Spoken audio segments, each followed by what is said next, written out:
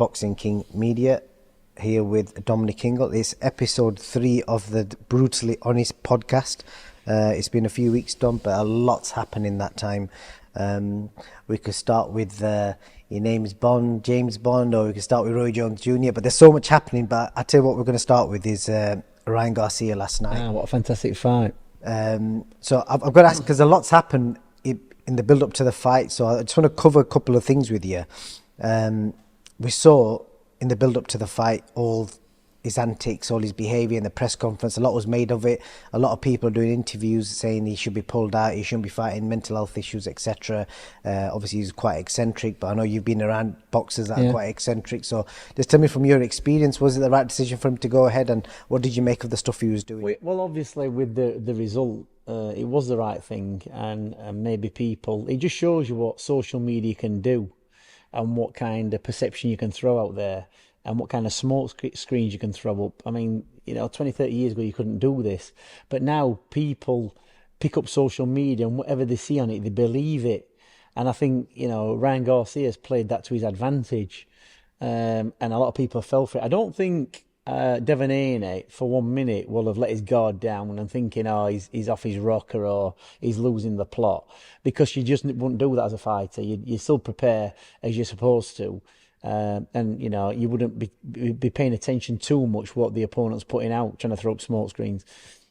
So, I watched the stuff and I listened to the ranting he was doing, and the stuff, and I just switched off, to be honest. I just thought that's a bit strange, talking about child abuse and what's going on. It did sound off his head, to be honest. But and then when he came in overweight, it's another one where you think, well, has he trained properly? Why has he missed the weight?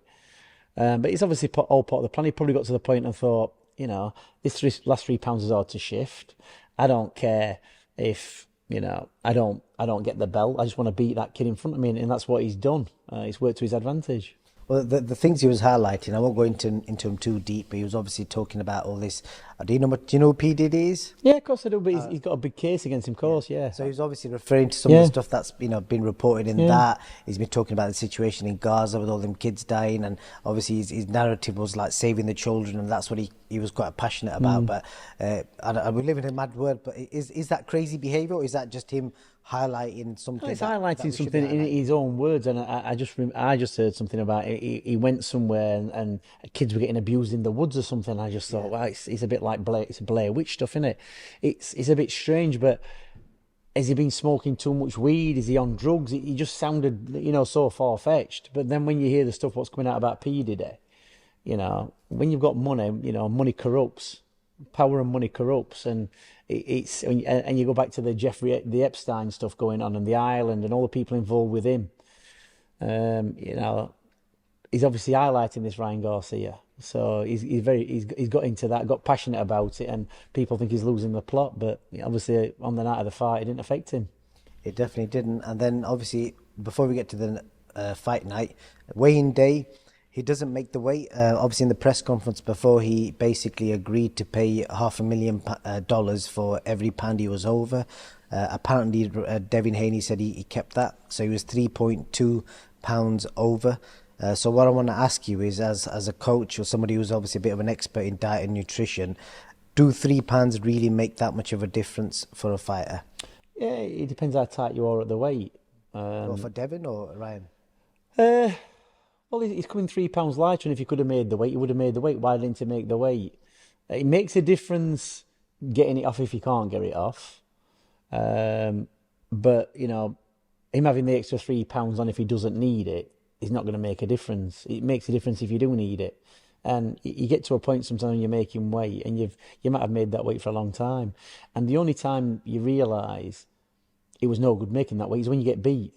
That's what happens. You tend to find when fighters are tight at the weight, and then they get beat, they move up, and they can be different fighters sometimes. So, he's only a young kid and he's still growing. So for him, he knows himself, and he wasn't out of shape. He wasn't out of shape 3 pound. He was still solid. So he's probably got to the point and thought, I don't need to take any more than this. I'm prepared to make that sacrifice. How much did he get paid for the fight? I'm assuming millions, Yeah. probably 10. So he got 8 million quid. He's had to pay a bit of that out. He's probably not bothered. Look what he's done. He's won the fight and it's put him in a better place. Well, he apparently bet 2 million on himself to win, Oh. for which the return was 12 million. Well, there you go then. So it just shows you, doesn't it? It's good. It's good. It's good numbers. That £3 weight gain, though, what I'm going to say is, like, would that have made... how much of a disadvantage would that have been for Devin Haney going into that fight? Like, the fact that the guy that he's fighting is... No, the disadvantage is with Garcia. If he takes off £3 that he can't take off and dehydrates himself, that's going to lessen his punch resistance. If Haney's tight at the weight and he's killed himself to make the weight, and Garcia hasn't killed himself to make the weight, then obviously Garcia's got the advantage, and it looks like that in the fight, because when do you ever see Devin Haney going down 3 times in a fight? So it's obviously, he's tight at the weight. When you've got another fighter who's also tight at the weight, he took the £3 off, their punch resistance will be less. So it could have been an up and down fight. Do you understand? But obviously he's allowed himself that extra £3, Garcia. Maybe it was, he planned it that way, knowing full well that there was no way this fight was going to get pulled or cancelled. He's played it to his advantage. He's used it to his advantage. Yeah, he might not have got the belts or the belt, but he's got the win. He definitely has. And then as we break down fight night, did you see the what Ryan had in his changing room? I know you've been around some crazy stuff. In fact, I think it's offensive if I use the word crazy. Difference, the word, and I think it was quite original. Did you see it? I saw a clip of something. I didn't show it to you. Pay attention to it. That's what he had in his changing room. Have you ever seen anything like that before? No, but some people do play relaxing music, and obviously He had a live orchestra. Well, there you go then. Just shows you how relaxed he is, how calm. He doesn't need any aggressive music getting him going. It's a relaxed atmosphere. So yeah, that's quite original, isn't it? I thought that was amazing. That, and then the other thing I want to speak to you about, it's been a bit of a talking topic online. People are curious about Devin Haney's footwear. Obviously, I think it's a clothing brand, Essential, who are like a designer brand. I think he was wearing their fight trunks, and I think the shoes were matching. Have you seen anything like that before? And would that have affected him in the fight at all? I've only seen stuff like that. Women walking around the shopping area in Meadowhall where we live. I've seen boots similar to that, but leisure wear, knitted like that. But this is the thing about boxing. It's like, obviously he's been sponsored for that. He's made some money off it, but ultimately it could have cost him the fight because they're not boxing boots, and you need support. An example, I remember one time, because this kind of stuff happens all the time. I remember a few years back when Kell Brook boxed Matthew Hatton, and Kell Brook used to wear Reyes or Grant gloves. Reyes were knockout gloves, and he said to me, "What gloves should I wear?" I said, "You want to wear Reyes?" I said, "For Matthew Hatton." I said, "He's done the distance with Canelo." I says, "And you don't really want him doing the distance with you." I says, "I know Reyes hurt your hands, but you really need to hit him solid and make a statement with him." And I remember getting to the fight, and he goes, "I'm wearing Adidas." And I said, "Why are you wearing Adidas gloves?" He went, "Because we're getting sponsored and I'm getting some money." But I said, "But you're getting paid well for this fight." He goes, "Yeah, but I'm getting paid off Adidas to wear these gloves." I says, "And Eddie's pushing to wear these gloves." I went, "Yeah, but you don't need an extra 10 or 15 grand. I says, "And Eddie's probably making money as well." I says, "You want to work them Reyes and make short work of this fight." I said, "If you do him in 3 or 4 or 5 rounds, you're getting paid the same for less work." "Yeah, I know, but it's easy money. I'm going to beat him anyway." I says, "Well, I won't wear them gloves." I says, they're not proper boxing gloves, are they? It's like wearing Reebok. I said, "You want to be wearing ones you're comfortable in."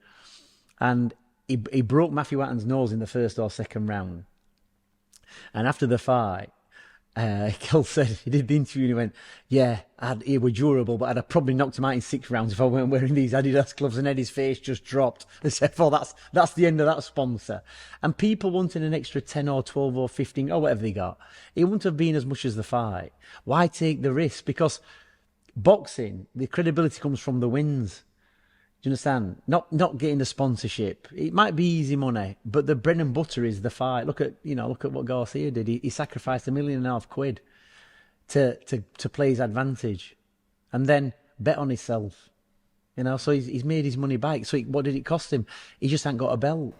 He was wearing Armani trunks, but I think his shoes were like just normal boxing Yeah, boots. but you should wear boxing boots. But obviously I've never worn boxing boots, but from your knowledge, boxing boots obviously which are like quite stuck to your tight, and wearing something like that which looks a bit boxing heavy. boots make the difference. We had a fighter here years ago. My dad used to say, we've had lots of fights, never wear new boxing boots, always wear your boots in, wear them for 2 or 3 weeks before, walk around the house, walk around the pavement, get them scuffed up, get them used to them. And there was 2 fights spring to mind, but one of them was Ishan Pickering. And he got a last minute call to fight a guy for the Commonwealth title. Some British kid had pulled out. Jess Ordin put the fight on. Ishan came in 2 weeks' notice. The guy came over from Africa, got no boxing boots, so they bought him some new ones. And the boots were brand new and he was slipping all over the ring. And every time Ishan Pickering hit him, he was all over the place. Anyway, Ishan Pickering knocked him out. The guy had brand new boots on. So many stories with people wearing the wrong boots. Guys with no tread on the boots, sliding all over the ring when I've had to gaffer tape the wrong way around to make them stick to the canvas in fights because they wore the wrong boots. Boots are so important. Fascinating. We obviously go on to the fight. Ryan hurts Devin in the first round with the left hook, and then Devin kind of starts winning a lot of the 2, 3, 4, 5, 6, racks up the points, and then bang, I think it was round 6 or 7, he drops him with a big left hook. And what did you make of the way the fight was playing out? Do you think Ryan that was his game plan, or was it just a case of he was just waiting to land that shot? Or well, maybe he studied Haney and waited and thought that's the shot I'm going to catch him with. It's a big gamble and a big risk. But when you get caught with a shot like that, and obviously Linares caught Haney with a similar kind of shot at an end of a round and kind of slowed him up, and by the time Linares boxed Haney, he was way past his best. Obviously Garcia's young and he's fresh, so they've probably worked on that. Derek James is a good trainer. They've worked on that, and maybe Garcia is not a good a boxer or got the better footwork like Haney, but he's got the power and he's got the speed, and I always say speed beats power. You don't see the shots coming, and obviously he didn't. He's got fast hands. Speed beats power. Well, yeah. If you've got, That's like an Amir Khan Kilbrook argument. Well, but what you got to remember is, but don't forget, timing beats speed. That's it, yeah. And that's what Kilbrook had got. Now, I can remember Ryan Garcia coming through when he first turned pro, and he did all these. He was on the bags, what was spinning, and the speed balls, and the floor to ceiling. His arm speed was unreal, and that's a good attribute to have. And he's got power. And he sets his feet. He's not very, mobile on his feet, but he sets his feet. So obviously he's timed it, and he's caught Haney, and he's had him down. And like I said, when you see Haney going down 3 times in a fight, he's had some tough fights. Maybe that after all the amateur fights that Haney's had, he's been boxing for probably nearly 10 years as a pro. He fought in Mexico a lot as well, I think, his early days. So he's sparring. What's he doing in the gym? Is this the first sign of wear and tear, of that he's getting caught with shots? He's either not seeing them, so his timing's going, or his peripheral vision's not as good as it was, or his punch resistance is starting to, the counter argument, he's facing a guy that's probably got the quickest hands in world boxing, and got explosive power. Yeah, well, that's a fight. But even in saying that, Haney, look at the fights he's had. He's been in with some tough fights. He's been in some tough fights over the last 5 fights. Hard, good names.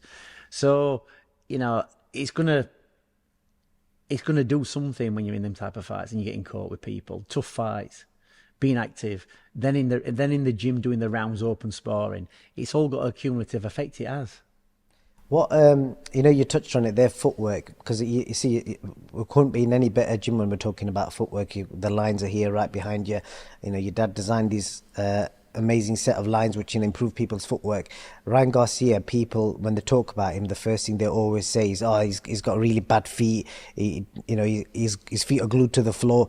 But if we look at the level he's mixed at, he gave Gervonta Davis not an easy fight. He had some good moments in that fight until he got stopped. And obviously last night he beat a guy that most people are saying is a pound for pound top 3, top 4 fighter. And Devin was just coming in on the back end of, I think, breaking a record for getting hit by the least amount of punches against a guy called Regis Prograis, who was also a pound for pound fighter. So, and Ryan's just gone in and blitzed him like that. Yeah, but does it prove? I don't know, but what does it prove about footwork? And you've got to have footwork. but it's a balance of a lot of things, isn't it? To get the power, you've got to momentarily set your feet to pivot off the floor to get the power. You've got to do that. Naz had we used to call it the Superman shot, where he used to jump in with the lead uppercut. But Naz had got powerful legs, and he'd launch off the floor and he'd catch you, but he was only travelling a short distance. For him, Garcia, it works setting his feet. He's a tall, rangy guy. He's got the reach, so he can afford to set his feet because he's got the range to hit somebody and be out of the way of the shots. But you look at Gervonta Davis, who's a short guy, who's had to spend most of his career getting into position to throw the shots that he needs to hurt somebody, where Garcia's got the luxury of standing back and being able to do it. He probably had a longer reach. You'll know the stats. He probably had the longer reach than Devin Haney. So you tend to find when you're in that position, you use less. You use less of your feet when you're particularly tall. It's always going to be the shorter guys who've got to have better footwork to get into position. Look at Lomachenko, how good he is on his feet. He closes the distance in and out very well. Whereas if you've got the range and you've got a good jab and you've got the height, you've only got to take a half a step and use your range and keep somebody at bay with the range. You don't need to use a lot of footwork, to win fights. I just wanted to point that out because you see a lot of people talk about Ryan's ability, but he was a 15-time national amateur champion in the US, which ain't going to be easy looking at how big the country is, and then obviously look at what he did last night. So it kind of shows if you've got like crazy ability in some aspect, that can always outshine something else. That's what he's always done, and through his boxing career, and that's the way he's fought, and he's been successful at it. Why he's going to change? As a guy, if you can use your jab well, it's like when you see tall guys with range fighting on the inside.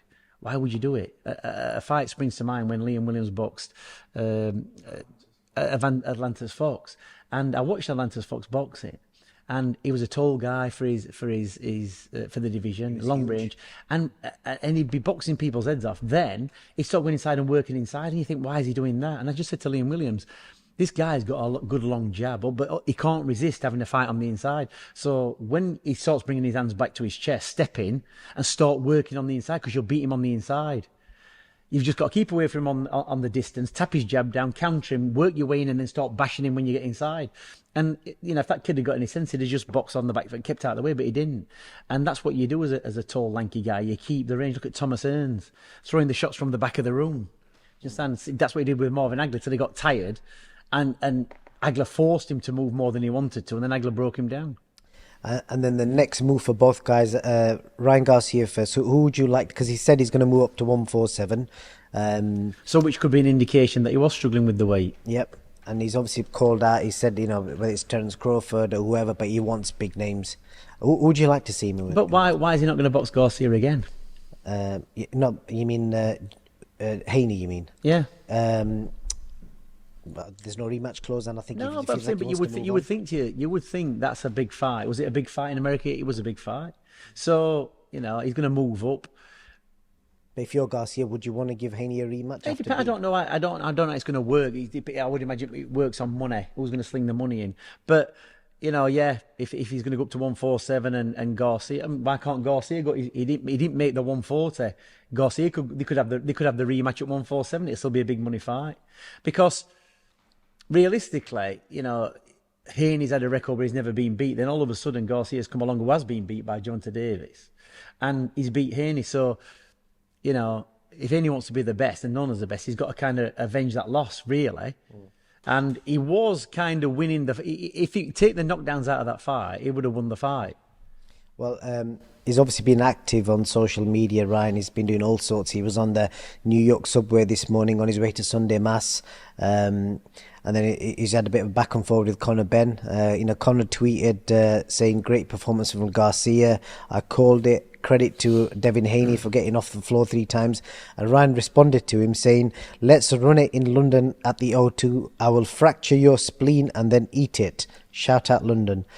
To which Conor replied, don't be another loudmouth like Gervonta Davis. If you're really about it, let's do it. I will smash your teeth in down your neck, you wanker. And then Ryan's basically said, I'm about that business, but you can't even fight in your own country. What the fuck?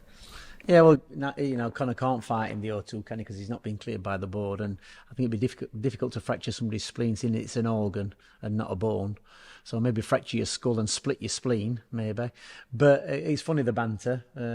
I think the situation with Garcia, and the good thing about Garcia and Haney is they've got that much money from boxing that they can afford to do what they want, and they're big names, and they provide good entertainment. So win or lose, and there was no disgrace because he finished on his feet, Haney. They can always have those exciting fights, but it's not that way with a lot of fighters these days. They can't, if they get beat, that's the end of them. They're not going to get brought back. But when you're a big draw like Devin, Haney and Ryan Garcia, really the boxing world's at your feet. You can pick and choose who you want to, and there's always going to be interesting matchups. Do you think that you touched on it there? I think both guys, they're both 25. Devin, in his short, well, I don't want to call it a short career, but he's 25 years old, has fought Lomachenko, Regis Prograis, Ryan Garcia. Ryan Garcia demanded the fight with Gervonta Davis, and he's fought Devin Haney. Do you think more fighters need to follow suit and fight top fighters in the prime? Yeah, they can, but the thing is, like I said, the risk that, there's a risk for fighters that, in Britain you see kids getting beat once or twice and then nobody wants to bother with them. It's different in America. You tend to get your chances again and again. Obviously, Anthony Joshua had his chances again and again because he's got that following behind him, to keep doing it. But there's so many fighters who, you'll see it with, it happened over the last 20, 30 years. They've had all these prospects coming through. They get beat once and they either go off the boil or the promoters don't put them back in again and keep them moving. So, times are different. But like I said with Garcia, because they're exciting, Haney's exciting, they can go up and down the weights, or they can go up the weights. And you're looking there, Crawford's obviously getting a bit older. There's chances there. Still don't think Crawford's ready to be taken because he's a bit too smart. He's a wily old fox. He's got the experience and he knows how to navigate the rounds. I mean, look at the job he did on Errol Spence. That'd be a risky fight.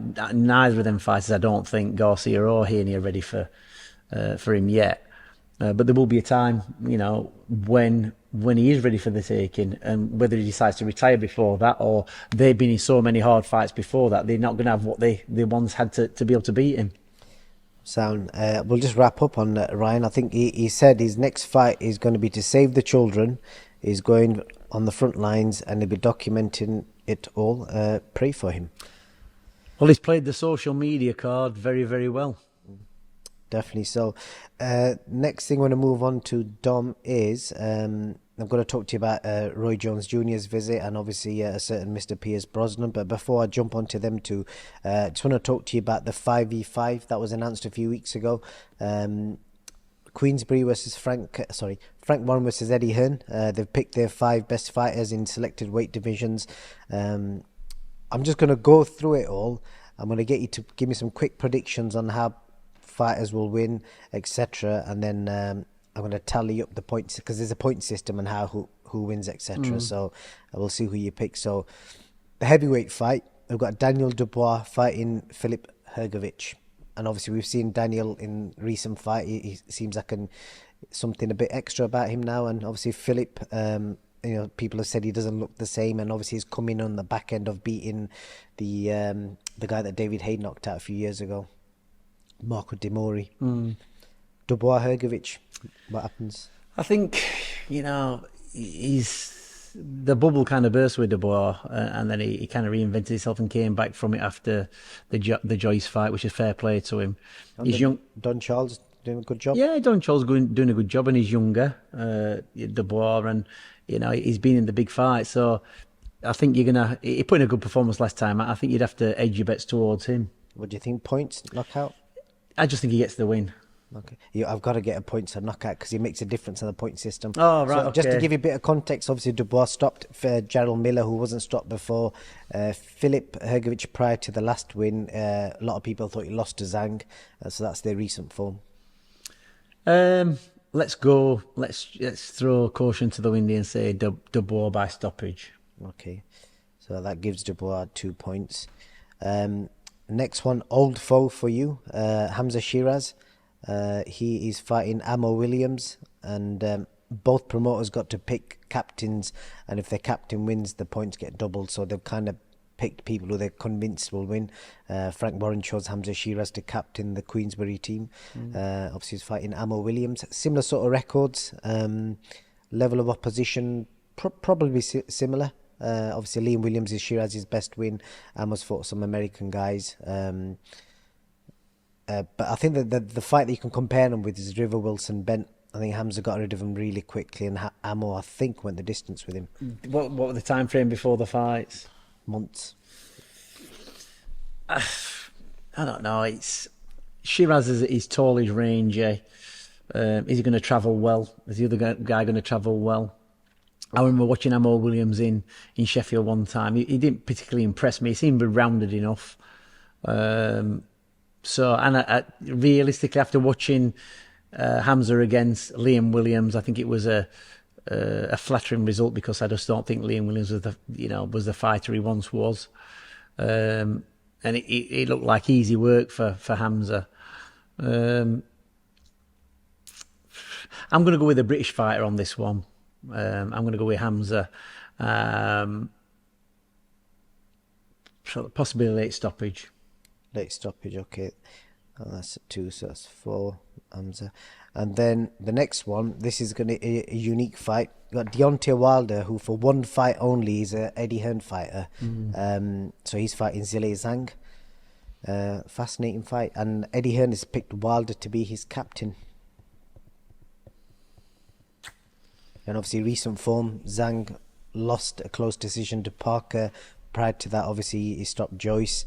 Wilder obviously lost to Parker on points, and obviously prior to that, he only fought one round in about 2.5 years. I'm just not convinced about Deontay Wilder last time he boxed. I just think he's lost the killer instinct, whereas Zhang's been quite regular. He's for me, Zhang's been quite consistent in what he's done when he's winning and losing, whereas Deontay Wilder just doesn't seem like the same fighter again. So I'm going to say Zhang by stoppage. You sure about that? Tyson Fury couldn't stop him, and he had him hurt. In fact, he did stop him, but obviously he had him hurt pretty bad. Yeah, but Deontay Wilder's, like I say, in his last performance, I don't think he did anything. And Zhang's quite lazy. Let's say it's difficult, isn't it? I'm gonna say Zhang by stoppage, because the only way he's going to win is by a stoppage. He's not going to win on points because he's too lazy. That's what it is. Right. I might say that to him actually when I'm on interview next. That should really he's a big friendly giant, to be fair. Next person, Raymond Ford versus Nick Ball. Nick Ball, the mini Mike Tyson from Liverpool, was very unlucky not to win a world title against Ray Vargas last time round, and Raymond Ford, the matchroom fighter who won a world title in his last fight, had some adversity and pulled it out the bag. Yeah, I think Ford's he's just tougher in, and I think the Nick Ball, it was a close fight last time out. I've had Nick Ball here actually. Sparring and fighting, but I'm going to go with Ford on that one, I think, on points. Okay. And then your another old foe, your old guy, Willie Hutchinson. I know you trained Willie for quite some time, and funnily enough, he was on FaceTime just before we pressed record. He's fighting Craig Richards, a fight that not many people saw coming. Big opportunity for him. Obviously, he's the younger guy against somebody who's obviously got a lot more experience in Craig Richards. Craig Richards reminds me, obviously he boxed the kid I was training at the time, Jake Ball. And Craig Richards reminds me of a fighter from years back called Peter Obo. And Peter Obo was a hard, horrible opponent to fight. He boxed Johnny Nelson. Difficult kid, and he could fight. He's very, very strong and caused a lot of problems to a lot of people. And Craig Richards kind of reminds me of him. I mean, what a performance he put in against Bivol, really. A decent performance. Although it was like 2 or 3 years ago. And his last fight out, a couple of months back, he flattened another kid. It's an hard fight for Willie Hutchinson. It's a difficult fight.